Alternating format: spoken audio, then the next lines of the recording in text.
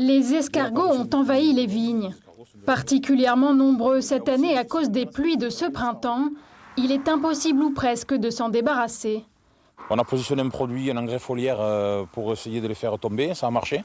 Mais les contraintes climatiques étaient telles et la pression de l'humidité et la pluie régulière ont fait qu'ils sont remontés instantanément dessus et qu'au bout d'un moment, la lutte s'avérait inefficace. Donc on a regardé et on les a regardés manger, quoi.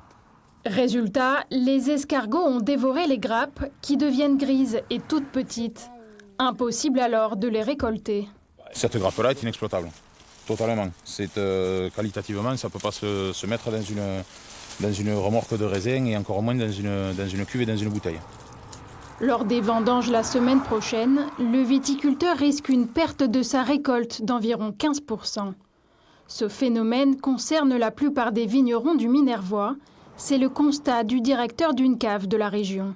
On a eu jusqu'à 130 mm de pluie en mai, alors qu'habituellement, il tombe entre 20 et 40 mm. Donc ça a provoqué une prolifération des escargots, donc on fait des dégâts dans les vignes.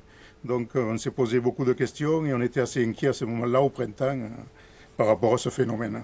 Pour éradiquer les escargots, une seule technique a montré son efficacité. Les enlever un par un à la main, une méthode coûteuse en main-d'œuvre, tous ne peuvent pas se le permettre.